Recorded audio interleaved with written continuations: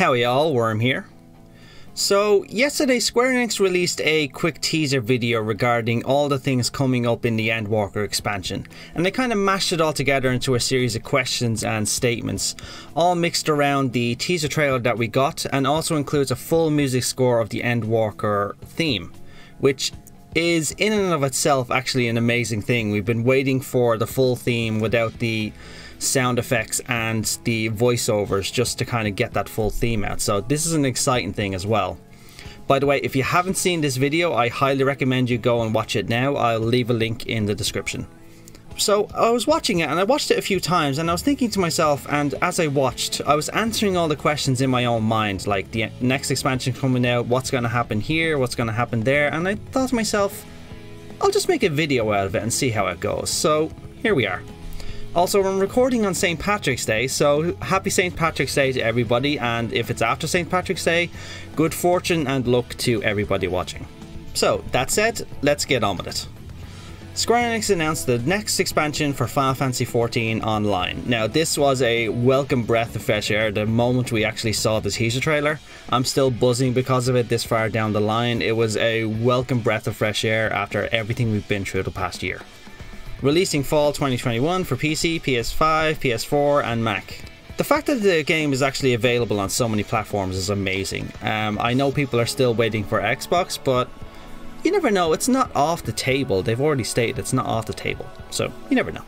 The finale of the Hydaelyn and Zodiark story arc arrives. Now, this is majorly important for me personally, as a person who's been involved with FF14 since the development stages and announcement of 1.0 all those years ago. Like, in the years running up to the release of 1.0, I was involved with the FF14 community on a number of forums. So we invested so much time and effort into actually building those communities around this game that we barely knew anything about. And by the time 1.0 came out, the story, getting involved with it, then 2.0 and beyond, this Endwalker is literally the twilight and finishing off of all those storylines. So Hydaelyn and Zodiark, we finally get to learn more about them after all this time of actually wondering what it's going to be like, what it means for the future. So I personally can't wait for that. It feels like everything's just come full circle. And sees the Warrior of Light travel to the moon. Now, this is a very important one because the moon has always played an important part in Final Fantasy series, but in FF14 it's going to play an even more important part, which I can't wait to explore. Many questions remain for Endwalker to answer. That's the main thing about Endwalker. Endwalker is going to cap off so many storylines, it's going to tie a bow on so many questions that we've actually wanted an answer to for so long. And that's one thing I can't wait for in Endwalker, and it's had me literally so buzzed for this expansion, more than any other expansion, and I've been pretty buzzed about all of them. What brought about the final days? Now, this is an important question. So many communities around FF14 have actually been exploring the final days, the original one, and trying to actually figure out exactly what happened, what were the factors that actually caused the final days to happen, how did it start and how did it end. We got some details, but we don't have them all. And learning about the past is important for the future because, to the best of our knowledge, they're going to try and emulate the final days that wiped out the ancient Ascians in present day. What became of Hydaelyn and Zodiark? Now, this is an immensely important question because these two are the main characters of the actual story that's actually coming to an end in Endwalker. And for the most part, we don't really know that much about them, and Hydaelyn has been suspiciously silent as of recently. So there are many theories actually going around exactly how these two are actually going to play a part, and I don't think it's going to be as cut and dry as light and dark, good or evil. I think there's going to be an amazing spin on it, but I won't spoil too much. What will be the Garlean Empire's fate? Now, as you know from the Garleans at the moment, they're actually embroiled in civil war as the legions and other main houses of power try to actually take the throne and take control of the Empire. Now, I've been looking at this actual question myself even before this video came out, and I was thinking to myself, how will it end? And my personal opinion is that Xenos is going to put an end to it himself. He doesn't really care about the Empire. I think he's just going to put the torch to it and just let it burn, because he doesn't really care about it. He has one mission in mind, and that's fighting us. What is to be found on the moon? Now, that's an interesting question, because we know Zodiark is actually imprisoned within the moon. That's his prison. But we don't know that much about the moon, but we've seen the Ascians all over it. My guess is there's going to be some sort of stronghold or base actually located either within or on the moon.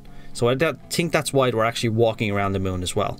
But I think the moon is actually far more inhabited than we realise. I think there's a lot more going on the moon than we think there's actually going on. Great adventures await the Warrior of Light. Now, this is an amazing point.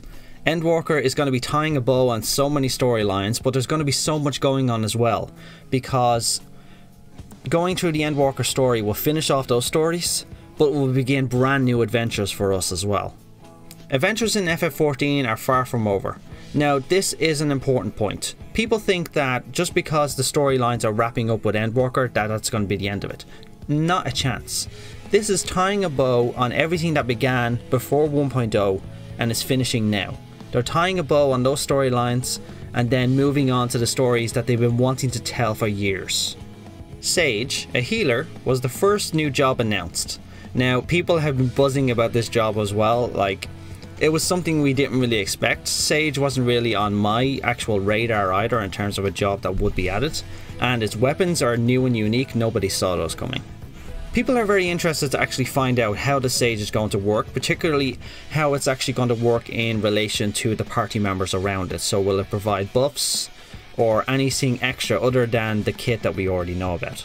Yoshida also hinted at the second job coming, a melee DPS. Now, if you've watched my last few videos, you know I've actually gone into detail regarding the main theories that the community has in relation to what this melee DPSs would be. And it's gone from one end of the spectrum to the other. It could literally be anything at this point, but the community does have a few guesses, and if you want to find out more about those, check out my previous videos. Endwalker introduces many new areas to explore.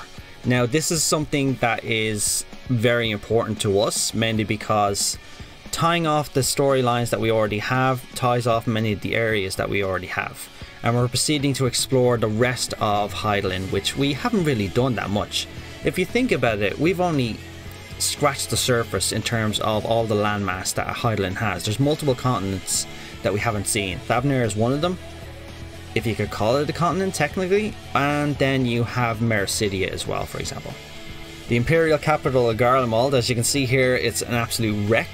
I think this is literally after the fire that's literally torched the entire place. But it's important to actually think about this. What could destroy an entire nation or entire city as big as Garlemald? Garlemald's a huge city. What has the power and potential to actually burn a city like this to the ground and ravage it to that extent? Well, I guess we'll find out in Endwalker, won't we? New threats await the Warrior of Light, including the fearsome Anima. Now, Anima is something that people have been wanting to see for so long. If you're not familiar with Anima, it makes its main appearance in Final Fantasy X, and it's a pretty decent enemy and also a very fearsome ally. Personally, I'm buzzing to actually see how Anima is going to work in this game. I'm going to see it as being a multi-tiered fight with some very interesting mechanics. Explore a wide variety of dungeons, from ancient ruins to high fantasy areas and more. Now, that's something that's a really good point. Like, I look at those things and you see ancient ruins, yes please, and then you have this high fantasy areas like this. I mean, I don't even know what to make of this when I look at it. The architecture does kind of look familiar to Hachi, but it could literally be anything, we never know. As people were actually buzzing about as well, Estinien Wormblood actually joins us in the trust system, so we're going to be able to use him in the new dungeons in Endwalker. But it's also raising speculation that he's going to be officially joining the Scions of the Seven Dawn as the newest member. And personally, I do see it happening because he's been working with us more and more. And I think it's only logical that he'll take that step and join our ranks. Yoshida also teased the next high tier raid difficulty, Pandemonium. We don't really know much about this. I mean, we've only been speculating based on the Final Fantasy series when Pandemonium shows up. I have a feeling it has something to do with the moon. I think the moon is going to be the setting for Pandemonium. But you never know what could happen. But I will say this, the fact that there's Ascians in the background art, and it probably has an Ascian theme, that also explains and that hints at the fact that the Ascian actual storyline will continue in the raid tier, far past the actual storyline of Endwalker.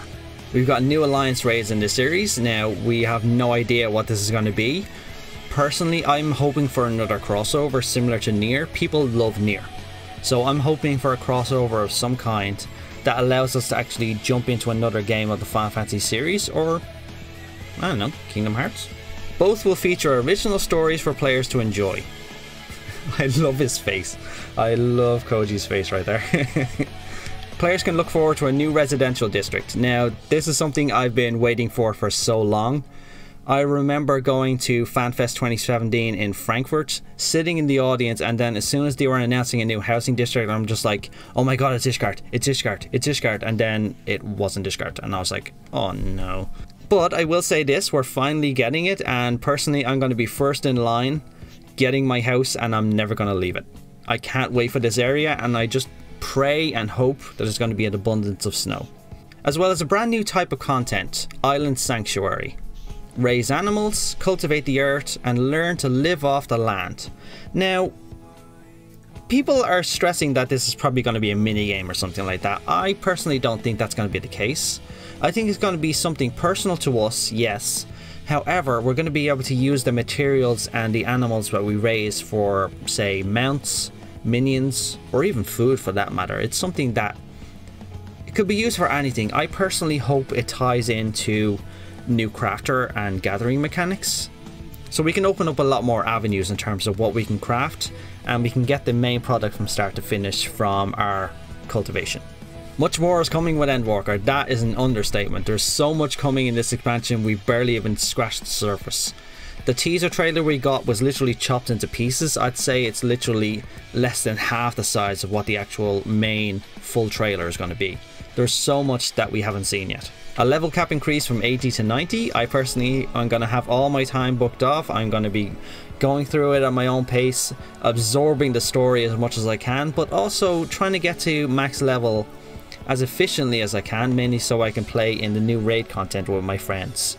A new tribe, the Zodiark, I think that's how you pronounce it.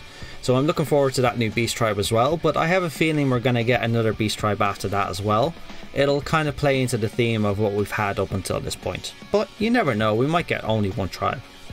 New role, crafter and gathering quests. Now I'm very happy they're actually keeping this formula. People have loved the role quest, and they've loved how the new crafter and gatherer quests for Shadowbringers actually worked out, and I for one actually really personally enjoyed the more interactions with the crafters and gatherers.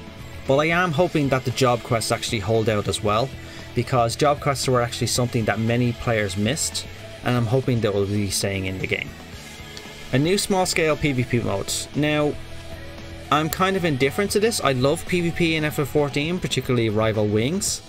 However, they seem to just be half-heartedly supporting PvP. They throw a few gimmicks at it, a few prizes like you see right now with the actual current feast season, but it invites a lot of corruption as well. I'm not really going to talk about it in this video. I might make another video down the line in terms of what I'm talking about, but it's in a weird area at the moment, and they're only half supporting it while actually advertising it at FanFest, for example. They'd have a PvP tournament, but it doesn't really make a lot of sense in the main scale, mainly because they're not giving it the support that it requires. And from the beginning, I can tell you, from the very beginning, PvP has not had much of a place in 14.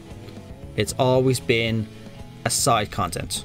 It's never really been that interesting to a lot of players. And to be honest, today it really still doesn't have that much interest to a lot of players either. The PS5 version for Final Fantasy XIV launches into open beta actually next month, so this is something people are really looking forward to. The loading times in particular are something that has people buzzed, so I'll be interested to see actually how it works out. But I'm also wondering if this will actually start the clock in terms of actually decommissioning the PS4 version, so that the game can continue to evolve without having to hold on to the requirements of the PS4, because that's what's holding the game back right now, similar to how PS3 held the game back until they were able to remove PS3. Tune in to the free Final Fantasy XIV Digital Fan Festival 2021 stream May 14th and 15th. Book your calendar off for these. Make sure you're not going to be busy, because these are going to be amazing. I personally can't wait, and the fact that they're free as well just adds to it. They're doing all this for free, and rightfully so, to be honest, I think, just given the situation. But there's going to be loads of merchandise, which I think I'm going to support myself just by buying some things I really want. And guys, that's actually everything that I actually had to go through in terms of this video. I know this thing has probably gone on for ages. It's probably going to be a pretty long-winded video, but I thought I'd try it out and see how it worked out. And in my own mind, personally, like, going over these questions in my own mind has actually really got me hyped for Endwalker, and I personally can't wait to get more information about the expansion. Thanks for watching, everyone. If you enjoyed this video, please leave a like. You can also hit that subscribe button to see more of my videos. But most importantly, leave a comment below with your personal opinion on any subjects concerning Endwalker or any of the questions that were raised in this video. I'd love to hear your personal opinion. Thanks all, and as always, have a good one.